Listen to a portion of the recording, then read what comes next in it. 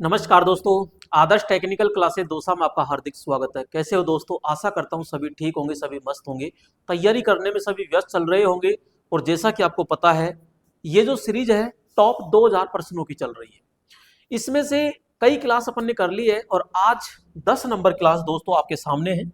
यहाँ पे 9 क्लास कर ली है। अगर आपने 9 क्लास नहीं देखी है तो पहले आप प्लेलिस्ट में जाकर के दोस्तों 9 क्लास कंप्लीट कर सकते हो। आइए दोस्तों, यहाँ पर आज के जो आपके टॉप क्वेश्चन 2000 चल रहे हैं उसमें से आज 10वीं क्लास है। तो इसमें आते हैं पहले प्रश्न की ओर। ये आपके सामने दोस्तों पहला प्रश्न है। पहला प्रश्न देखते ही न्यूमेरिकल आ गया। हो सकता है आपके मन में, जहन में कई सारे डर पैदा हो जाते हैं कि न्यूमेरिकल तो नहीं करना। नहीं भाई दोस्तों, बहुत इजी वे में क्वेश्चन हो जाते हैं। और कहते हैं कि बूंद बूंद से घड़ा भरता है।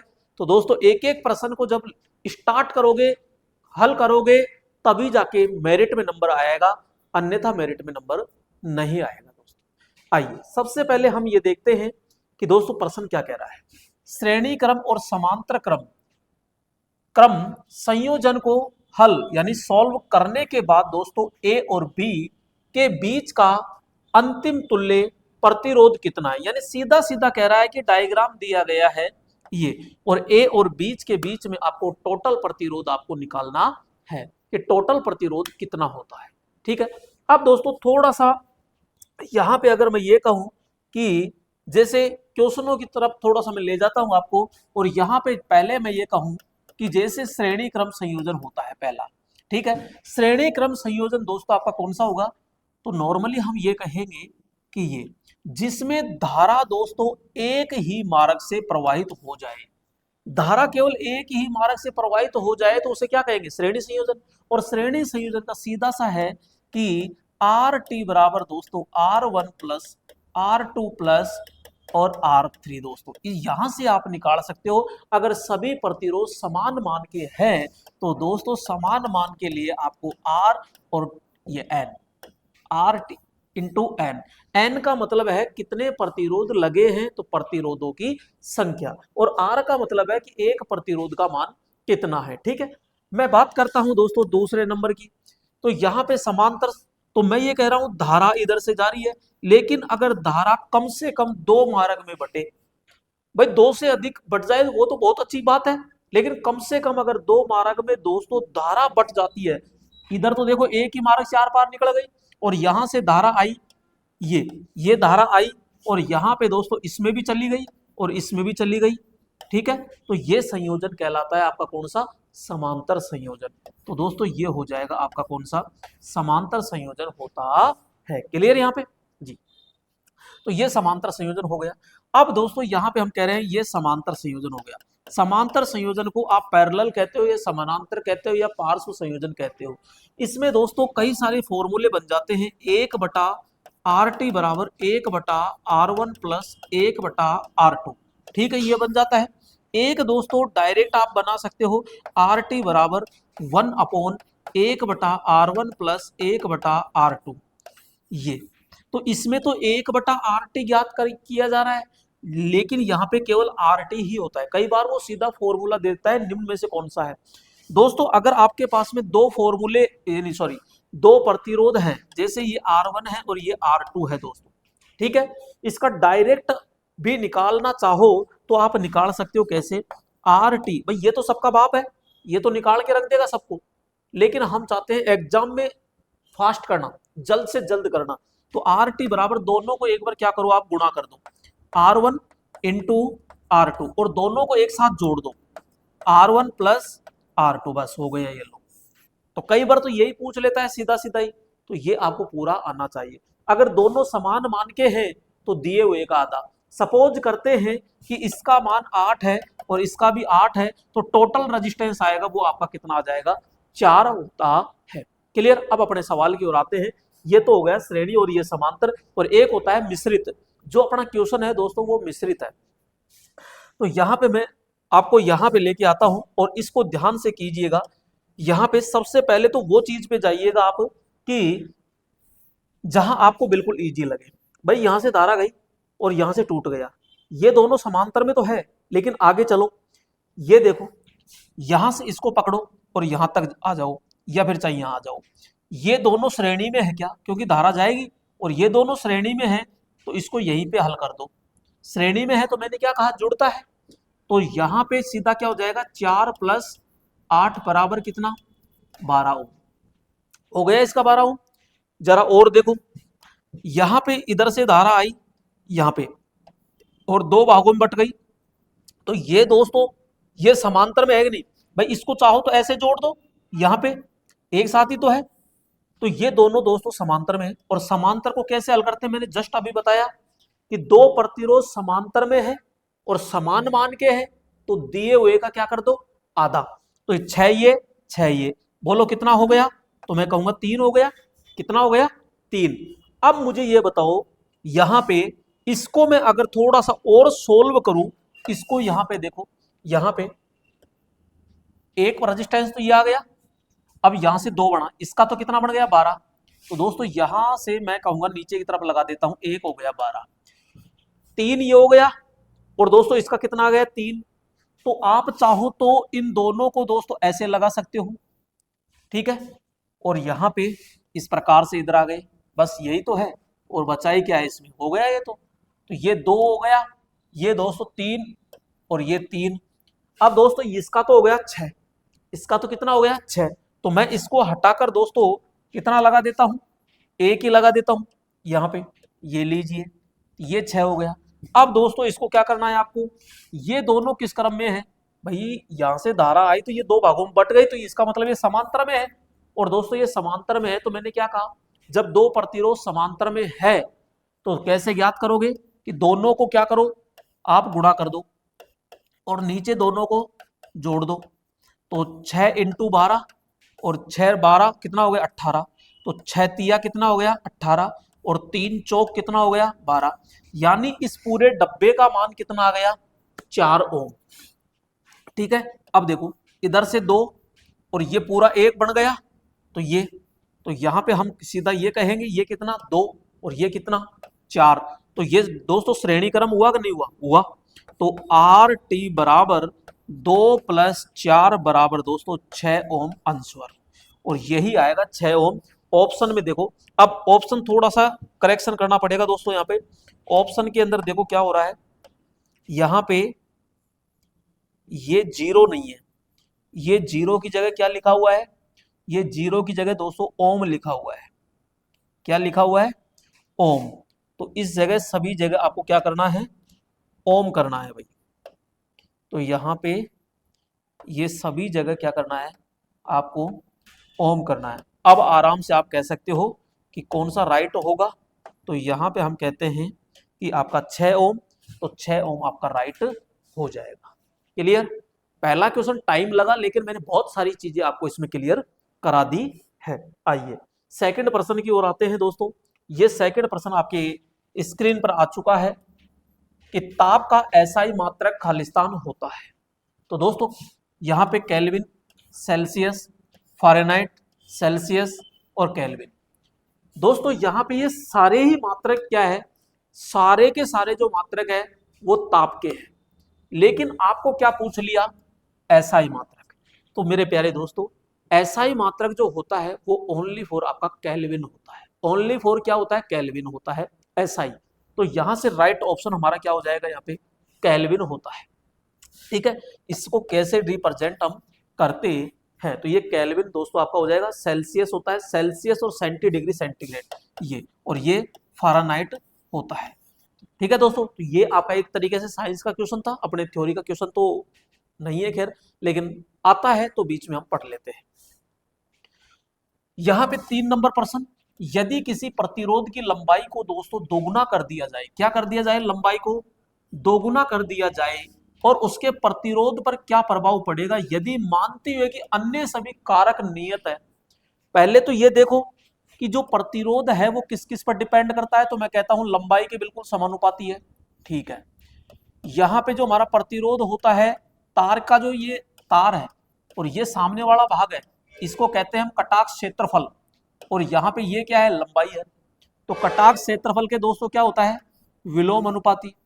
चालक का दोस्तों जो प्रतिरोध है वो सीधा ताप मान के क्या होता है, समानुपाती होता है तापमान के। लेकिन अर्धचालक के दोस्तों ध्यान रखना, अर्धचालक में जो प्रतिरोध होता है वो तापमान के क्या होता है, विलोम अनुपाती होता है।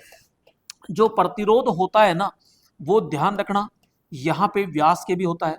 दूसरा दोस्तों यहाँ पे मैं ये कहूंगा कि जो हमारा प्रतिरोध होता है ना, जो प्रतिरोध होता है वो दोस्तों ये चीज ध्यान रखना, पदार्थ, पदार्थ का मतलब है कि जैसे ये तार चांदी का बन रहा है, सोने का बन रहा है, या फिर तांबे का बन रहा है, कि एल्यूमिनियम का बन रहा है, कि लोहे का बन रहा है, तो इसके पदार्थ पे भी प्रतिरोध निर्भर होता है।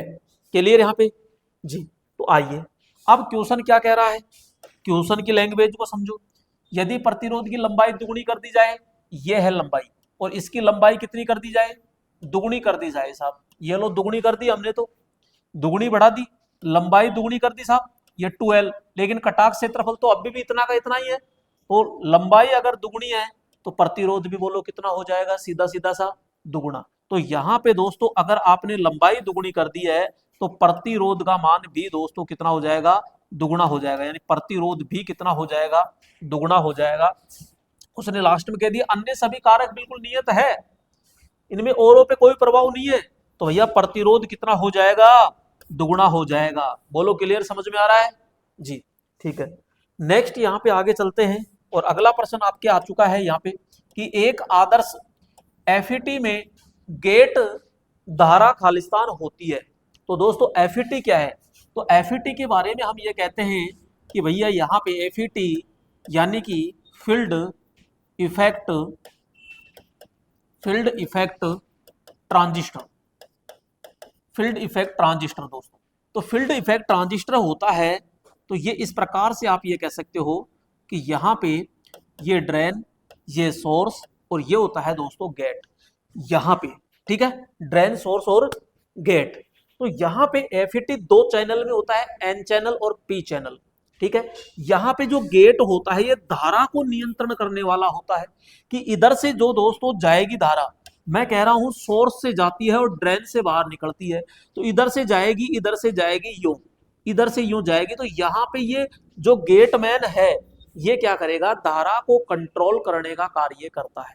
लेकिन इसने ये क्या कह दिया कि भाई साहब आदर्श एफईटी है, आदर्श एफईटी में गेट धारा, तो गेट धारा आदर्श के अंदर क्यों कंट्रोल करेगा, जब आदर्श ही है तो पूरा का पूरा जाएगा, और पूरा का पूरा जाएगा तो हम कहते हैं गेट के पास क्या बचा, शून्य बचा, गेट के पास में क्या बचा, शून्य बचा, ठीक है। तो एफईटी एक वोल्टेज कंट्रोल युक्ति है, एक तो पहली बात तो कौन सी है, वोल्टेज, एफईटी वोल्टेज कंट्रोल युक्ति होती है।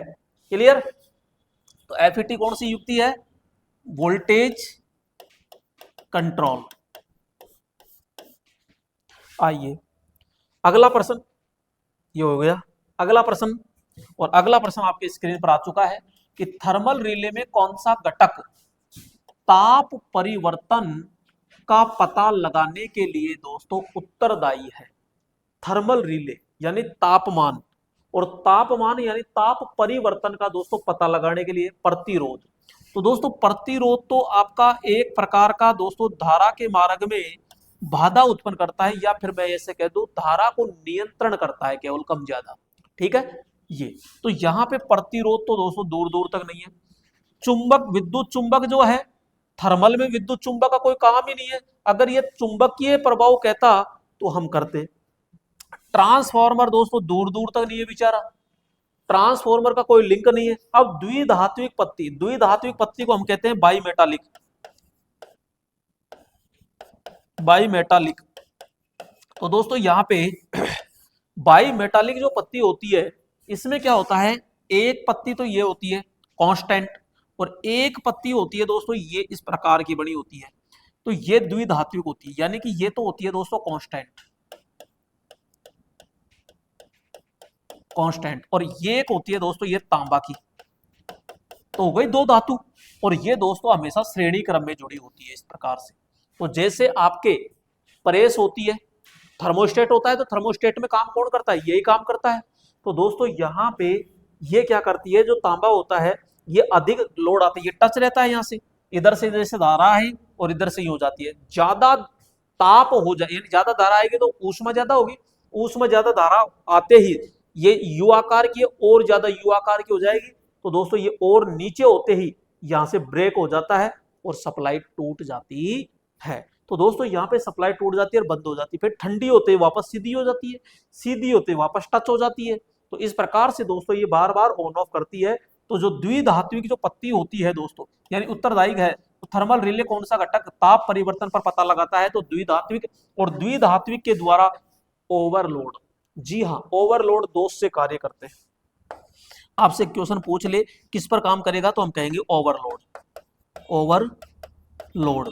दूसरा इसमें आपसे क्वेश्चन पूछेगा किस सिद्धांत पर काम करेगा, तो दोस्तों यहाँ पे आपके सिद्धांत की अगर बात करें तो वैसे नाम ही क्या क्या है, थर्मल, ठीक है। तो यहाँ पे ऊष्मीय सिद्धांत पर, तो ऊष्मीय सिद्धांत पर दोस्तों क्या करता है, ये कार्य करता है। क्लियर यहाँ पे।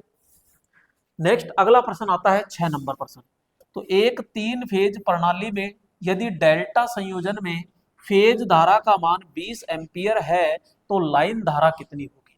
पहले तो थोड़ा सा दोस्तों ऐसे समझो, यहां पे मैं कह रहा हूं एक डेल्टा है और एक स्टार है। ये जो डेल्टा है ये एक प्रकार का दोस्तों कौन सा है, तो मैं कहूंगा समांतर, और ये कौन सा है तो मैं कहूंगा ये एक प्रकार का श्रेणी। श्रेणी में क्या समान है, तो मैं कहूंगा धारा समान है। इसमें क्या समान है, तो इसमें भाई साहब वोल्टेज समान है। वोल्टेज समान है तो डेल्टा और स्टार, इसमें 2 वोल्टेज है और 2 ही धारा है। तो इसमें लाइन वोल्टेज और दोस्तों फेज वोल्टेज, लाइन वोल्टेज हमेशा ज्यादा होता है और फेज वोल्टेज कम होता है, लेकिन समांतर है, समांतर में दोनों समान रहेंगे। इधर धारा, धारा भी 2 होती है, एक तो होती है आपकी लाइन धारा, लाइन धारा, और एक होती है दोस्तों आपके कौन सी धारा, फेज धारा। तो ये दोनों धारा भी दोस्तों क्या होती है, आपस में बराबर होती है। क्या होती है, दोनों धाराएं बराबर होती है, ठीक है। अब आ जाओ दोस्तों यहाँ पे, अब इसमें धारा होती है, इसमें डेल्टा में जो धारा होती है अलग अलग होती है। तो दोस्तों यहाँ पे धारा जो होती है, लाइन धारा ज्यादा होती है और फेज धारा दोस्तों क्या होती है, कम। लेकिन इसको बराबर करने के लिए √3 से क्या कर दिया जाता है दोस्तों, गुणा कर दिया जाता है, और इसमें वोल्टेज अलग अलग होता है। इसलिए दोस्तों लाइन वोल्टेज जो होता है वो √3 और फेज वोल्टेज के साथ में होता है। यानी कि दोस्तों हम कहेंगे लाइन वोल्टेज जो होता है वो फेज वोल्टेज से दोस्तों √3 गुना अधिक होता है। अब दोस्तों अपना क्वेश्चन क्या कह रहा है कि साहब प्रणाली कौन सी है, डेल्टा प्रणाली है, ठीक है, और धारा के साथ पूछ रहा है। तो डेल्टा में धारा, तो IL ज्ञात करना है साहब, IL ज्ञात करेंगे, क्यों नहीं करेंगे। IL ज्ञात करना है, √3 लगाना है, और आपको IPH ज्ञात करना है। IPH, ये लाइन धारा ज्ञात करनी है, तो दोस्तों √3 तो आ गया। IPH कितना है, तो 20 एम्पियर, क्योंकि फेज धारा 20 एम्पियर है, तो ये 20 एम्पियर है। तो √3 दे रखा है तो सीधा सीधा यही लिख दो ना, 20 √3 ये एम्पियर। यही तो दोस्तों आंसर है, ये बैठा यहाँ पे राइट ऑप्शन। ये लो साहब, कोई दिक्कत है क्या, नहीं है, ठीक है। नेक्स्ट 7 नंबर है IGBT। IGBT की मुख्य विशेषता है यह है कि यह खालिस्तान के अभिलक्षणों को संयुक्त करती है। तो दोस्तों यहाँ पे insulated gate bipolar transistor, insulated gate bipolar transistor होता है। तो दोस्तों ये 2 युक्तियों का समावेश होता है, एक तो होता है आपके बीजेटी का और एक होता है दोस्तों मॉसफेट का। एक तो होता है बीजेटी का और एक होता है दोस्तों मॉसफेट का। तो दोस्तों एक तो है बीजेटी और एक है यहाँ पे मॉसफेट, ठीक है। बाइपोलर जंक्शन ट्रांजिस्टर हो गया, और यहाँ पे दोस्तों metal oxide semiconductor field effect transistor होता है। एक है ट्रांजिस्टर और प्रवर्धक। तो ट्रांजिस्टर तो दोस्तों धारा नियंत्रण युक्ति है, और यहाँ पे प्रवर्धक यानी एम्पलीफायर हुआ है, तो ये वोल्टेज को भी बढ़ाता है, ये धारा को भी बढ़ाता है, और दोस्तों ये पावर को भी दोस्तों बढ़ाता है, ठीक है। यहाँ पे डायोड है, तो दोस्तों डायोड सीधा सीधा सा आपका ये है, AC को DC में बदलेगा, ठीक है। और डायोड और संधारित्र, संधारित्र ये तरह तो दोस्तों एक कैपेसिटर होता है। तो राइट ऑप्शन हमारा क्या हो जाता है यहाँ पे, बीजेटी यानी कि मॉसफेट, बीजेटी और मॉसफेट का संयुक्त होता है। 8 नंबर, बैक टू बैक परीक्षण का उपयोग करके 2 समरूप ट्रांसफॉर्मर के कौन से पैरामीटर निर्धारित किए जाते हैं। तो यहाँ पे दोस्तों यांत्रिक हानि और प्रेरकत्व, घर्षण हानि और प्रतिरोध, दक्षता और वोल्टता नियंत्रण, घर्षण हानि और दोस्तों प्रेरकत्व होता है। क्लियर यहाँ पे।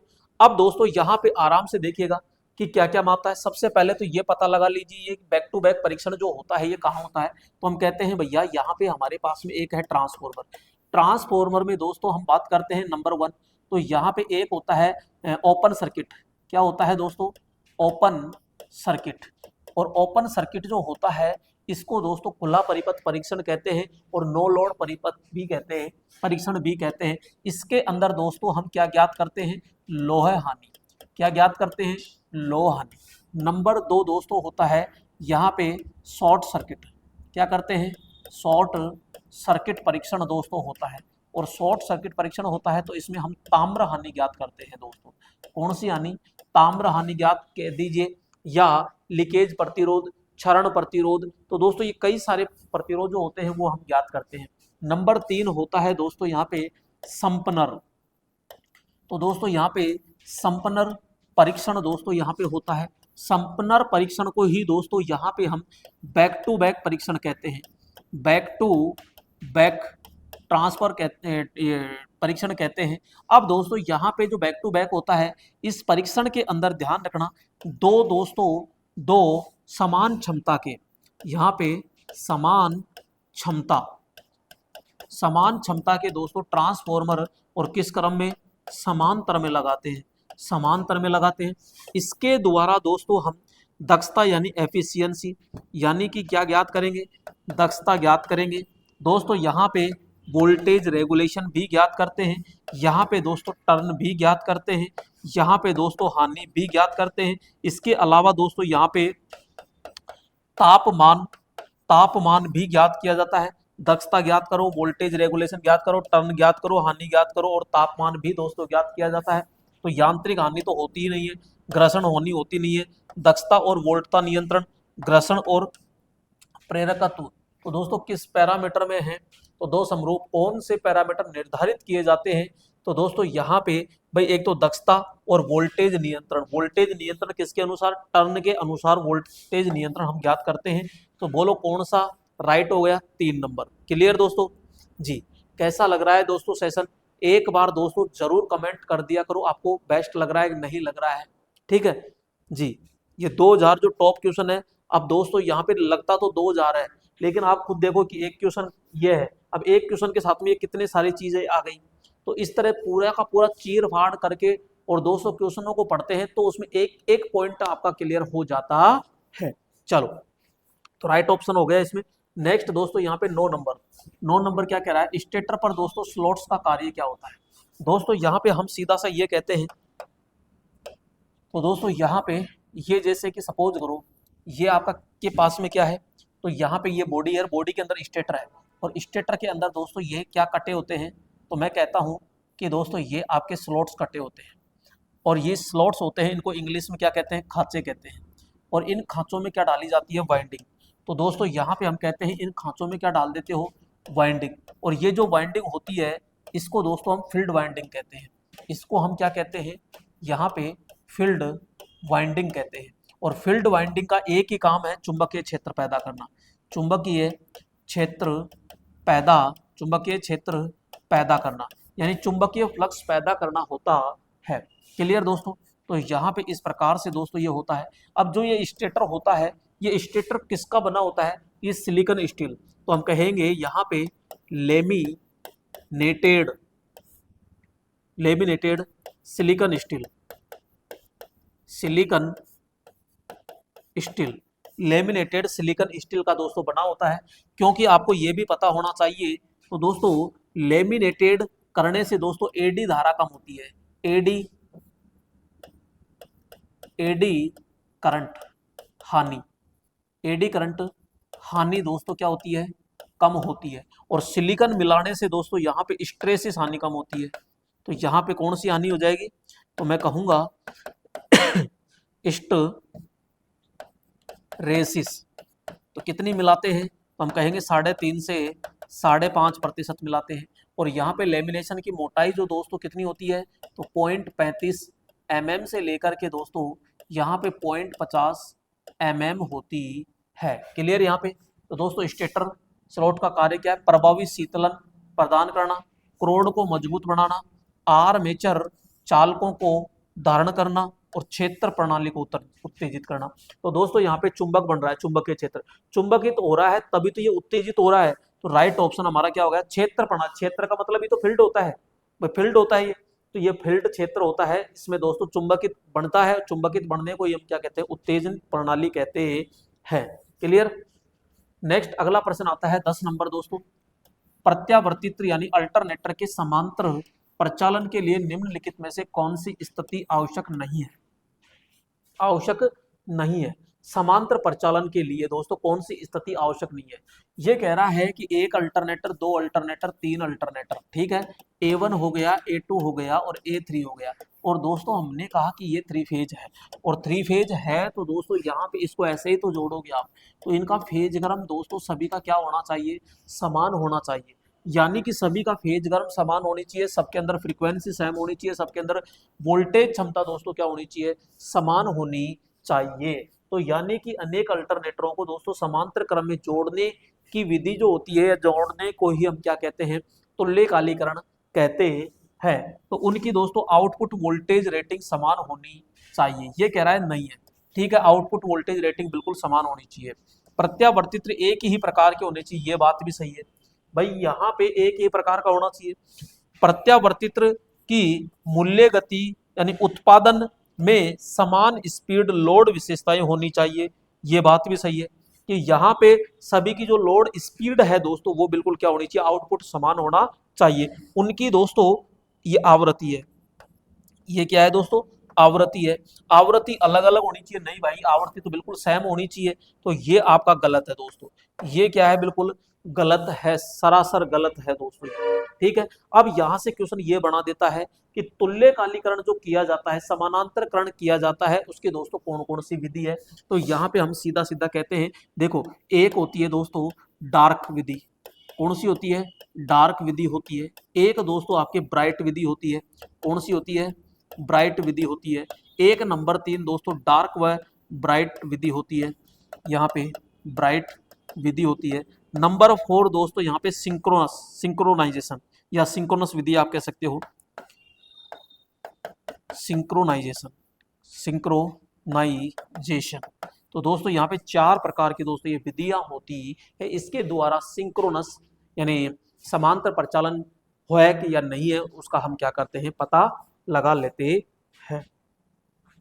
नेक्स्ट दोस्तों अगला प्रश्न है 11 नंबर, 4 बैंड वाले प्रतिरोधक में तीसरा बैंड क्या होता है, यह क्या दर्शाता है, सही शून्यता। सही शून्यता को दोस्तों हम कहते हैं सहनशीलता, सहनशीलता, सहनशीलता को ही दोस्तों हम कहते हैं टॉलरेंस, टॉलरेंस। अब दोस्तों ये जो टॉलरेंस सहनशीलता है, ये चौथे पट्टे भी दर्शाती है, ये पांचवी भी दर्शाती है। प्रथम सार्थक हो गया, गुणक हो गया, गुणक हो गया, या दोस्तों इसी को कहते हैं घात, ठीक है, द्वितीयक सार्थक अंक। अब दोस्तों यहाँ पे समझो, यहाँ पे जब जब 4 बैंड हो, जब 4 बैंड हो, जैसे कि यहाँ पे हम कहेंगे कि ये एक दोस्तों इस प्रकार से एक ये प्रतिरोध है, ठीक है, इसके ऊपर मैंने कहा कि एक बैंड ये है, एक बैंड ये है, इसमें दोस्तों एक बैंड ये है, और मान लीजिए एक बैंड दोस्तों ये है। अब इसमें कितने कलर आ गए, एक पट्टी, दो पट्टी, तीन पट्टी, चार पट्टी, हमेशा दोस्तों बाईं ओर से ही ये गिना जाता है इस तरह। अब यहाँ पे मैंने लिख दिया, जैसे यहाँ पे 23 × 10⁻2 ओम प्लस माइनस यहाँ पे 4%, इस तरह लिख दिया दोस्तों।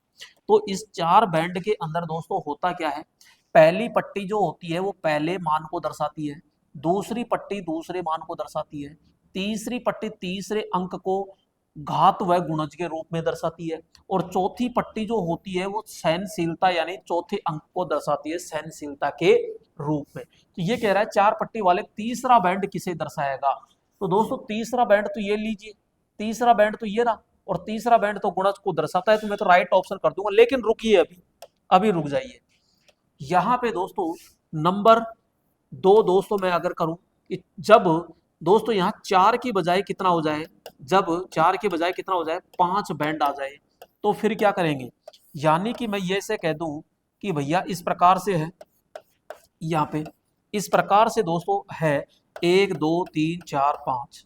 तो दोस्तों इसमें होता क्या है कि यहाँ पे जैसे मैंने इस तरह लिख दिया ±2%। तो दोस्तों पहली पट्टी पहले अंक को, दूसरी पट्टी दूसरे अंक को, तीसरी पट्टी तीसरे को ही दर्शाएगी जब 5 बैंड हो। चौथी पट्टी दोस्तों गुणजमान को दर्शाती है और पांचवी पट्टी दोस्तों सहनशीलता को दर्शाती है। लेकिन जब यदि दोस्तों जब 6 बैंड, जब दोस्तों 6 बैंड हो, अब दोस्तों यहाँ पे 6 बैंड है और 6 बैंड जब है तो दोस्तों ये कैसे होगा, यहाँ पे 1 2 3 4 5 6। अब इसमें है कुछ भी नहीं, यहाँ पे सेम टू सेम ऐसे कैसे ही आएगा, जैसे कि मैंने 324 इंटू 10⁻³ ओम ±5 लिख दिया। पहली पट्टी पहले अंक को, दूसरी पट्टी दूसरे अंक को, तीसरी पट्टी तीसरे अंक को, चौथी पट्टी गुणज को, पांचवी पट्टी दोस्तों यहाँ पे सहनशीलता को, और छठी पट्टी दोस्तों आती है जैसे कि मैंने कहा 100 ppm। तो दोस्तों ये छठी पट्टी जो होती है ये ताप गुणांक को दर्शाती है, ताप गुणांक को दर्शाती है। तो दोस्तों छठी पट्टी किसे दर्शाएगी, ताप गुणांक को दर्शाती है। तो मैंने जब 4 बैंड हो, जब 5 बैंड हो, जब 6 बैंड हो, तो मैंने पूरा बता दिया। और राइट ऑप्शन तो आपका कौन सा है, 3 नंबर होता है। नेक्स्ट दोस्तों 12 नंबर, कार्य स्थल पर दोस्तों आपकी सुरक्षा के लिए यानी खुद की सुरक्षा के लिए, यानी वर्कशॉप में जैसे आप काम कर रहे हो तो खुद की सुरक्षा के लिए निम्नलिखित में से क्या सुनिश्चित किया जाना चाहिए। पहला क्या कह रहा है कि सभी आवश्यक सुरक्षात्मक कपड़ों और उपकरणों का उपयोग किया जाता है। बिल्कुल मैं इसको 100% राइट कहूंगा। यानी सुरक्षात्मक कपड़े, सुरक्षात्मक कपड़े का मतलब हो गया कि आप जो वेशभूषा पहन रहे हो उसके अंदर कोई ज्यादा ढीले भी नहीं होने चाहिए और ज्यादा टाइट भी नहीं होने चाहिए, नॉर्मल कपड़े आपके होने चाहिए। और दूसरा उपकरणों का दोस्तों उपयोग करना चाहिए, यानी कोई ज्यादा खतरनाक है तो दोस्तों चेहरे पे भी दोस्तों मास्क आता है वो लगाना चाहिए, हाथों में ग्लव्स होने चाहिए, कानों पे हेडफोन हो, यानी जो वो होता है हेड, वो कानों की सेफ्टी के लिए, सिर पर दोस्तों हेलमेट लगाना चाहिए। ठीक है, ये सारी चीजें। दूसरा कह रहा है कि कार्यों को सुरक्षित रूप से निष्पादित करने के लिए दोस्तों आवश्यक परीक्षण और निर्देश प्राप्त किए गए हैं। बिल्कुल कोई भी कार्य कर रहे हैं तो उनको सुरक्षित निष्पादित यानी कंप्लीट करने के लिए दोस्तों वहां पे आवश्यक प्रशिक्षण और निर्देश प्राप्त किए गए हैं। तो मैं तो दोस्तों इनको दोनों को ही पहली प्राथमिकता दूंगा दोस्तों। केवल कथन 1 है जी नहीं, न तो 1 और न ही 2, कथन 1 और 2 दोनों, तो राइट ऑप्शन हो जाएगा यहाँ पे 3 नंबर दोस्तों। क्लियर यहाँ पे। नेक्स्ट आगे चलते हैं दोस्तों, और यहाँ पे दोस्तों हम कहेंगे 13 नंबर, यदि कोई डीसी मोटर चालू नहीं हो पाती, डीसी मोटर चालू नहीं हो पाती तो सबसे पहले क्या जांचना चाहिए। तो दोस्तों यहाँ पे मैं ये कह रहा हूँ जैसे कि ये आपके पास में दोस्तों ये डीसी मोटर है, ये दोस्तों आपके पास में डीसी मोटर है भाई, ठीक है, और ये डीसी मोटर है तो ये चालू नहीं हो रही, क्या क्या कारण है। तो मैं कह रहा हूँ पहले तो ये सप्लाई की जांच कर लो, क्या पता इसमें सप्लाई ही नहीं आ रही हो। दूसरा, 2 वाइंडिंग होती है, फील्ड वाइंडिंग, आर्मेचर वाइंडिंग। तो दोस्तों दोनों वाइंडिंग में से भाई पहला तो क्या है, सप्लाई, यहाँ पे सप्लाई नहीं आ रही है। दूसरा दोस्तों वाइंडिंग, तो वाइंडिंग कितनी है, तो दोस्तों यहाँ पे वाइंडिंग है तो वाइंडिंग का ओपन सर्किट होना। तीसरा दोस्तों यहाँ पे मैं ये कह रहा हूँ कि जो आपकी आर्मेचर वाइंडिंग पे आप सप्लाई दे रहे हो वो ब्रश के माध्यम से तो दे रहे हो कम्यूटेटर के द्वारा, तो हो सकता है शायद ब्रश कम्यूटेटर से स्पर्श ही नहीं कर रही, यानी ब्रश का कम्यूटेटर पर स्पर्श नहीं होना। तो दोस्तों ब्रश का स्पर्श नहीं होना, ब्रश का स्पर्श नहीं होना। या फिर दोस्तों यहाँ पे और भी कारण कि जैसे लोड है तो लोड दोस्तों बहुत ज्यादा है, बहुत अधिक है। या दोस्तों यहाँ पे हम कह सकते हैं कि 5 नंबर में बैरिंग खराब है, क्योंकि बैरिंग जाम है तो मोटर चलेगी कैसे। तो ये दोस्तों कई सारे है ना। तो यहाँ पे मोटर की शाफ्ट दोस्तों संरेखण है, दिक परिवर्तक यानी पॉलिशिंग है, विद्युत आपूर्ति कनेक्शन और वोल्टता, बिल्कुल ये बात सही है दोस्तों। क्षेत्र वाइंडिंग का प्रतिरोध, तो पहले जांच किसकी करोगी, पहले तो यही करेंगे ना कि आपूर्ति कनेक्शन सही है कि या नहीं है, कि वोल्टेज आ रहा है कि नहीं आ रहा है। तो दोस्तों इसका हम क्या करेंगे, परीक्षण किया जाता है। नेक्स्ट दोस्तों आगे चलते हैं, और यहाँ पे सीधा सीधा सा हम बात करते हैं। देखो 14 नंबर, जीटीओ की निम्नलिखित विशेषताओं में कौन सी विशेषता दोस्तों उच्च शक्ति स्विचिंग अनुप्रयोगों में इसके उपयोग के लिए दोस्तों सबसे सबसे महत्वपूर्ण है, सबसे महत्वपूर्ण है। तो जीटीओ, कौन सी? जीटीओ। तो दोस्तों ये जीटीओ क्या है? तो जीटीओ है gate turn off switch, gate turn off switch. यानी कि दोस्तों ये इस प्रकार से है, ये एक प्रकार का एससीआर ही होता है। तो दोस्तों ये इस प्रकार से होता है। तो ये गेट टर्न ऑफ स्विच होता है और सारी जो विशेषताएं दोस्तों इसके अंदर एससीआर की होती है वही इसमें होती है। पीएन जंक्शन जो होते हैं वो दोस्तों इसमें 3 होते हैं। विक्षेपण जो परत होती है वो 4 होती है, परत दोस्तों इसमें 4 होती है।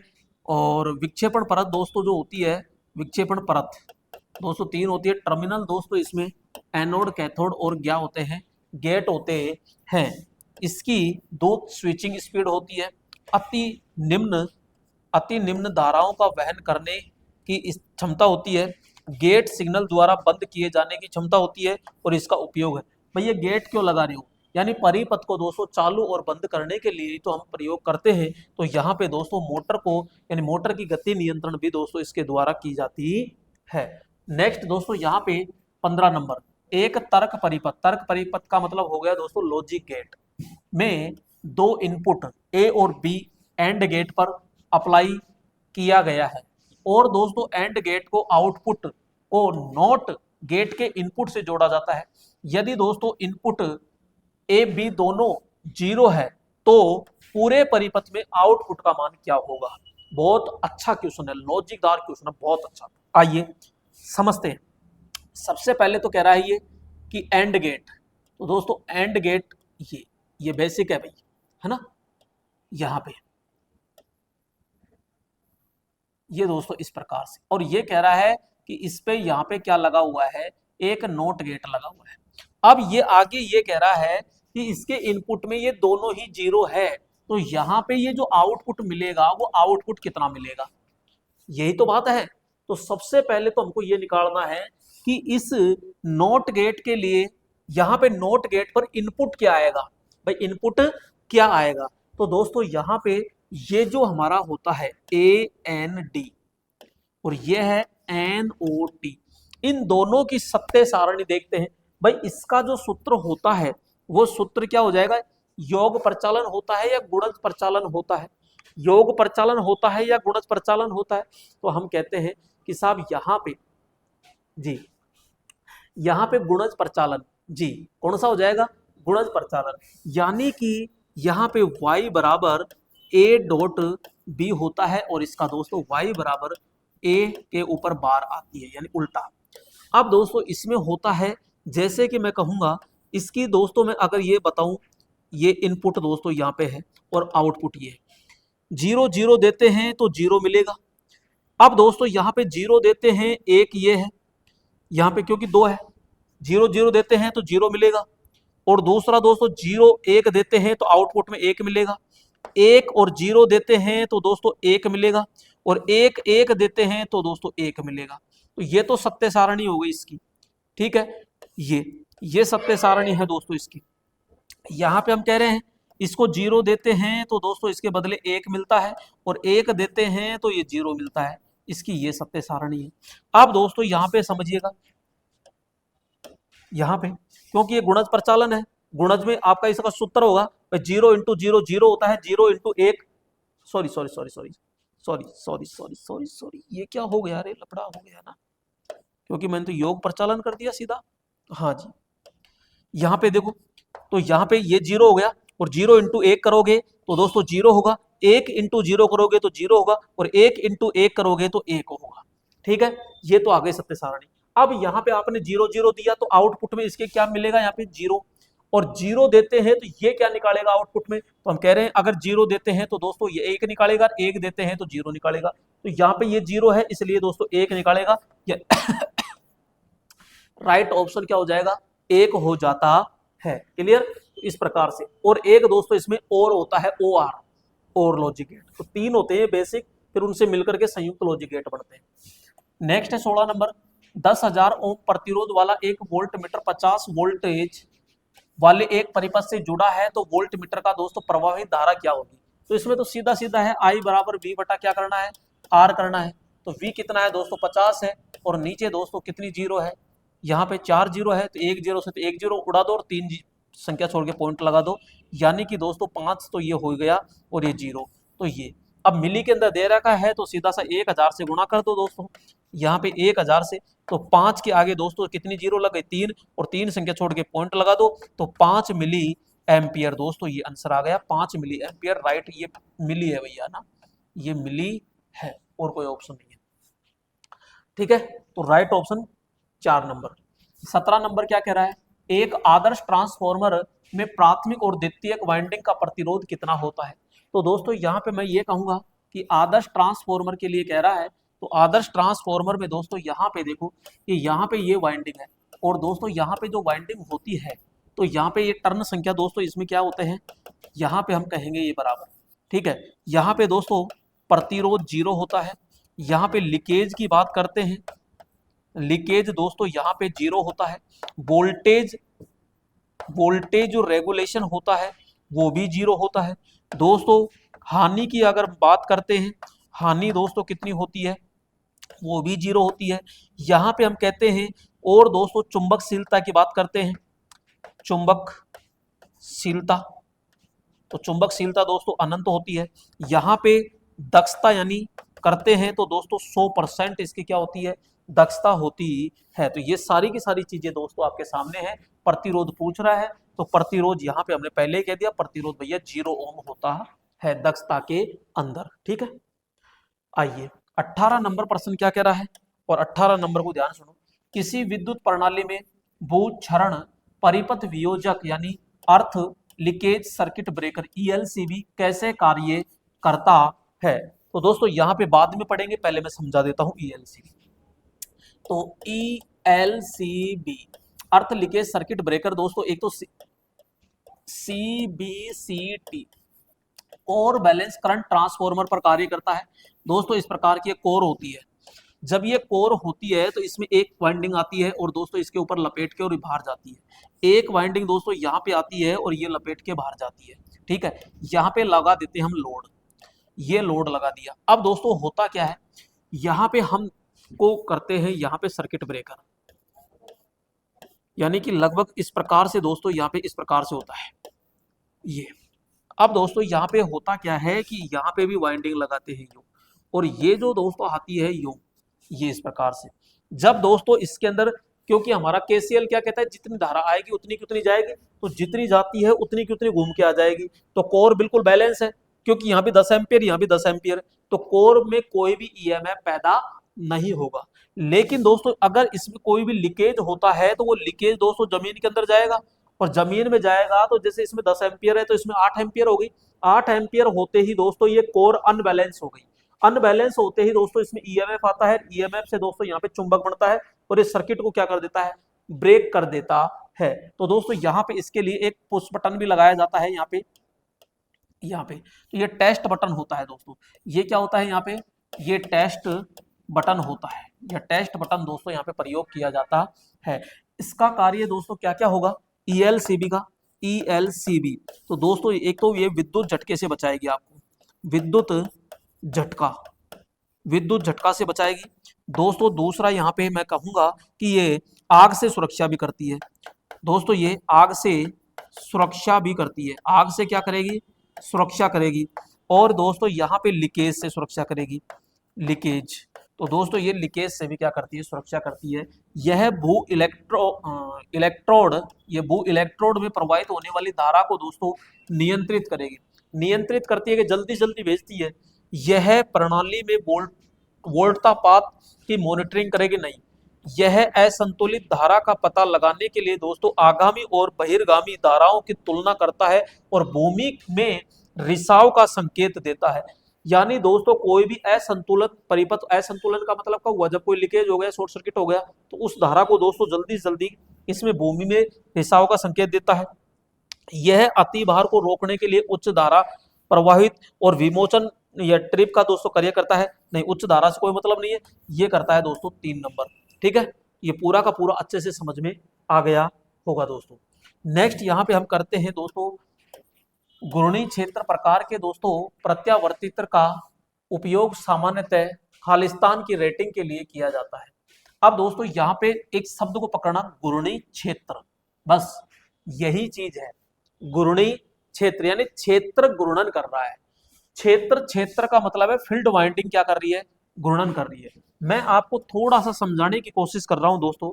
एक होता है यहाँ पे स्थिर, स्थिर आर्मेचर, स्थिर आर्मेचर, स्थिर armature, field, field rotate, field rotate, ठीक है, स्थिर आर्मेचर फील्ड रोटेटिंग। एक होता है दोस्तों स्थिर फील्ड, स्थिर फील्ड, स्थिर फील्ड और स्थिर, स्थिर फील्ड, सॉरी, स्थिर फील्ड और rotating, rotating armature, rotating armature, ठीक है। यानी कि आर्मेचर तो क्या हो रहा है, यानी आर्मेचर वाइंडिंग तो रोटेटिंग है और फील्ड वाइंडिंग दोस्तों इसमें क्या है, स्थिर है। ये कह रहा है कि रोटेटिंग फील्ड यानी फील्ड रोटेट है, इसमें दोस्तों फील्ड स्थिर है और इसमें फील्ड क्या है, रोटेट है, और इसमें आर्मेचर वाइंडिंग क्या है, स्थिर। यानी कि दोस्तों ये दोनों ही ऐसे हैं। अब हम ये कह रहे हैं, देखो इसके ऊपर भाई आर्मेचर स्थिर है, यानी ये आर्मेचर वाइंडिंग लपेट दी दोस्तों यहाँ पे, क्योंकि आर्मेचर को स्थिर करना है और आर्मेचर है ये दोस्तों आर्मेचर वाइंडिंग है और आर्मेचर वाइंडिंग का काम है ईएमएफ पैदा करना। अब दोस्तों ये क्षेत्र ज्यादा हो गया, क्षेत्र ज्यादा हो गया तो ईएमएफ ज्यादा मिलेगा नहीं मिलेगा, और इसके बीच में दोस्तों क्या लगा दिया आपने, इसके बीच में लगा दिया यहाँ पे ये घूमने वाला भाग, और घूमने वाले भाग पर वाइंडिंग लगाओगे तो ये रोटेट फील्ड यानी रोटेटिंग फील्ड, तो फील्ड वाइंडिंग को क्या कराना पड़ेगा, रोटेट, और इसको भाई साहब फील्ड वाइंडिंग का एक ही काम है क्या, चुंबक पैदा करना, फील्ड, तो ये क्या बनाएगा, चुंबक पैदा करेगा दोस्तों, और चुंबक पैदा करेगा तो इसको डीसी सप्लाई हम दे देंगे। तो इसको दोस्तों हम डीसी सप्लाई देंगे, डीसी सप्लाई देंगे तो चारों तरफ चुंबक यानी यो लेके घूमेगा, ये घूमेगा तो इस वाइंडिंग से टकराएगा चुंबकीय फ्लक्स, और यहां से दोस्तों ईएमएफ बन जाएगा, और यहां से हम क्या ले लेंगे, आउटपुट ले लेंगे। तो यहां से स्लिप रिंग लगाने की भी दोस्तों हमको आवश्यकता नहीं पड़ती है। लेकिन इधर देखो, इधर क्या कह रहा है ये, इधर ये कह रहा है फील्ड स्थिर है, यानी कि फील्ड वाइंडिंग दोस्तों ये, और फील्ड वाइंडिंग का एक ही काम है कि फील्ड वाइंडिंग को भाई साहब डीसी सप्लाई दे दो और ये चुंबक बनाएगा, ये क्या बनाएगा, चुंबक बनाएगा। तो ये दोस्तों फील्ड है, फील्ड वाइंडिंग यहाँ पे दी, चुंबक बनाएगा, फील्ड वाइंडिंग अब यहाँ दे दी क्योंकि स्थिर करना है। और ये कह रहा है कि आर्मेचर वाइंडिंग रोटेट है, तो आर्मेचर दोस्तों वाइंडिंग ये है, तो आर्मेचर वाइंडिंग का ये है आर्मेचर वाइंडिंग, और आर्मेचर वाइंडिंग का दोस्तों एक ही काम है ईएमएफ पैदा करना। तो ईएमएफ बना दी तो स्लिप रिंग लगेगी कि नहीं लगेगी, लगेगी दोस्तों, ये यहाँ पे देगा। सिंगल फेज है तो दोस्तों दो slip ring, three phase, three phase delta है तो तीन स्लिप रिंग, और दोस्तों यहाँ पे तीन फेज स्टार है तो दोस्तों चार स्लिप रिंग लगे, क्योंकि यहाँ से न्यूट्रल भी तो निकलेगा। अब दोस्तों यहां से तो दोस्तों कम ईएमएफ, ईएमएफ क्या बनेगा भैया, कम। इसमें दोस्तों ईएमएफ क्या बनेगा, क्योंकि अंदर का ही तो भाग बनाएगा तो ये छोटा सा ही है, तो ईएमएफ दोस्तों यहाँ पे कम बनेगा। और इसमें दोस्तों ईएमएफ जो बनेगा, ईएमएफ, ईएमएफ दोस्तों इसमें क्या बनेगा, अधिक, इसमें क्या बनेगा, अधिक। तो दोस्तों यहाँ पे 11 केवी या फिर दोस्तों 33 केवी का ईएमएफ बढ़ता है, ठीक है भाई, ज्यादा बढ़ाएंगे बनाने को तो यहाँ पे ये तो 1 केवी है, तो यहाँ पे दोस्तों 100 केवीए क्षमता पूछ रहा है, अच्छा रेटिंग पूछ रहा है ना, तो रेटिंग तो दोस्तों यहाँ पे 1000 sorry mega volt ampere, 1000 mega volt ampere की क्षमता पूछ रहा है, तो ठीक है, तो राइट ऑप्शन हमारा क्या हो जाएगा, यहाँ पे 1 नंबर हो जाएगा, क्या हो जाएगा दोस्तों, 1 नंबर। 20 नंबर क्या कह रहा है, 3 फेज एसी परिपथ के लिए निम्नलिखित कथनों पर विचार कीजिए, ठीक है। एक संतुलित 3 फेज प्रणाली में लाइन धारा सदैव स्टार योजित लोड में फेज धारा के बराबर होती है, किसमें होती है, एक संतुलित में, तो स्टार है, क्योंकि स्टार में दोस्तों यहाँ पे स्टार है, और स्टार में दोस्तों दोनों धारा लाइन यानी लाइन धारा और फेज धारा आपस में क्या होती है, बराबर होती है, तो दोस्तों ये बराबर होगी, ये बात तो सही कह रहा है, ठीक है। दूसरा कह रहा है डेल्टा योजित में फेज वोल्टता है लाइन वोल्टता के दोस्तों बराबर है, यानी कि डेल्टा के अंदर दोस्तों लाइन वोल्टेज जो होता है वो फेज वोल्टेज के बराबर होता है, ये बात भी सही है। फेज वोल्टेज लाइन वोल्टेज के क्या है, बराबर है डेल्टा में। तो दोनों ही कथन सही है, तो दोनों ही कथन सही है, कथन 1 और कथन 2 दोनों ही दोस्तों क्या है, सही है। और इसका जिक्र मैंने थोड़ी देर पहले पूरा बता दिया था दोस्तों ना। 21 number, GTO gate turn off switch की दोस्तों विशिष्ट स्विचिंग चाल खालिस्तान होती है, अपेक्षाकृत धीमी होती है, निम्न होती है, अत्यधिक तीव्र होती है और उन होती है। तो दोस्तों ये GTO का क्या होता है, रूप होता है। इसकी जो स्विचिंग होती है, ऑन ऑफ करने की जो स्पीड होती है वो थोड़ी धीमी होती है, तो हम क्या कहेंगे, अपेक्षाकृत दोस्तों इसकी क्या होती है, धीमी होती है। 22 नंबर क्वेश्चन क्या कह रहा है, निम्नलिखित में से कौन सा रंग सामान्यतः सावधानी संकेतों के लिए दोस्तों किया जाता है। और सावधानी का दोस्तों यहाँ पे हम बात करेंगे, ये इस तरह तो दोस्तों यहाँ पर ये तो दोस्तों मैं ये कहूंगा कि ये इस प्रकार से दोस्तों ये तो ब्लैक होता है, ठीक है। ये जब ब्लैक होता है तो दोस्तों इसके अंदर दोस्तों ये पूरा का पूरा ये क्या हो जाएगा, तो मैं तो ये कहूंगा दोस्तों ये पूरा का पूरा इसके अंदर ये दोस्तों ये पूरा का पूरा दोस्तों यहाँ पे इसके अंदर ये इसके अंदर दोस्तों क्या होता है, ये पीला होता है यहाँ पे, ठीक है ना, यहाँ पे। तो ये दोस्तों पूरा का पूरा हो गया, ये हमारी बॉर्डर भी हो गई, ठीक है। और इसी के अंदर जैसे कि यहाँ पे ये आपने देखा होगा इस प्रकार से, तो ये तो दोस्तों यहाँ पे बॉर्डर और ये भाई साहब ये तो है काला रंग, ये तो है काला, और ये बैकग्राउंड जो आता है ये दोस्तों कौन सा आता है, पीला। और दोस्तों ये भी ध्यान रखना, एक होता है नियम 35। तो दोस्तों नियम 35 के अनुसार यहाँ पे ये जो बनाया जाता है ये खतरे का निशान है। जो उच्च वोल्टता वाले जो भी उपकरण होते हैं, चाहे ट्रांसफार्मर हो चाहे मोटर हो दोस्तों, तो वहां पे ये लगाया जाता है। तो ये आपका चेतावनी कह दो, सावधानी कह दो, उसमें प्रयोग किया जाता है। तो काला और पीला, पीला तो है लेकिन काला नहीं है, तो राइट ऑप्शन आपका क्या हो जाएगा, यहाँ पे पीला होता है। क्लियर। तो ये दोस्तों एक निर्देशात्मक होता है, एक आपका सुरक्षात्मक होता है, एक चेतावनी, और एक होता है दोस्तों इंफॉर्मेशन सिंबल होता है। नेक्स्ट दोस्तों आगे हम बात करते हैं, यहाँ पे अगला प्रश्न आपकी स्क्रीन पर आ चुका है 23 नंबर। और डीसी जनरेटर में क्षेत्र कुंडलन का मुख्य उद्देश्य दोस्तों क्या होता है। हम कह रहे हैं डीसी जनरेटर, और डीसी जनरेटर के अंदर दोस्तों ये तो होता है हमारा आर्मेचर, ठीक है ये, और इसमें दोस्तों फील्ड वाइंडिंग होती है ये, और फील्ड वाइंडिंग का काम होता है चुंबक, यानी ये स्टेटर, और ये होता है दोस्तों तो ये दोस्तों चुंबकित करने का उद्देश्य है। तो यहाँ पे हम कहते हैं इसको सप्लाई देते हैं, सप्लाई इसको भी देते हैं, लेकिन फील्ड का काम होता है चुंबकित करना। किसको करना, चुंबकित करना। तो लोड धारा का संचालन करना, जी नहीं। आवश्यक चुंबकीय क्षेत्र पैदा करना, जी हाँ, आवश्यक चुंबकीय क्षेत्र पैदा करना है। अब यहाँ पे ये नहीं कह सकते ये पतले तार की है या मोटे तार की, क्योंकि अगर श्रेणी क्रम जनरेटर लेते हैं तो मोटे तार कम लपेट की होती है, लेकिन दोस्तों संट जनरेटर लेते हैं तो वही पतले तार और अधिक लपेट की बनाई जाती है। क्लियर। तो राइट ऑप्शन तो हो ही गया इसमें। नेक्स्ट अगला प्रश्न आता है 24 नंबर, 5S अवधारणा में निम्नलिखित में से कौन सा शब्द यथापित स्थापित प्रक्रियाओं में मेंटेन रखने की आदत बनाने के संदर्भ, मेंटेन यानी कि दोस्तों 5S नियम होते हैं, 5S। तो दोस्तों 5S जो होते हैं, 5S होते हैं यहाँ पे first S, second S, third S, 4S और दोस्तों 5S। ये तो होता है शॉर्ट, ये तो क्या होता है शॉर्ट, और ये होता है सेट इन ऑर्डर। यहाँ पे हम कहेंगे set in order, set in order. और यहाँ पे होगा, यहाँ पे साइन, ठीक है, साइन के बाद में स्टैंडर्डाइज, स्टैंडर्डाइज, और फिर होता है एक सस्टेनेबल, ये सस्टेनेबल। तो दोस्तों ये 5 प्रकार के हमारे पास में होंगे, लेकिन वो मेंटेन के लिए कह रहा है, और मेंटेन के लिए दोस्तों यहाँ पे एक होता है सस्टेन, ठीक है। तो राइट ऑप्शन क्या हो जाएगा, यहाँ पे सस्टेन हो जाता है, यानी सस्टेनेबल का मतलब सस्टेन हो जाएगा। 25 नंबर दोस्तों यहाँ पे विद्युत प्रणाली में भू संपर्क के संदर्भ में खालिस्तान का भू प्रतिरोध पर सबसे अधिक प्रभाव पड़ता है।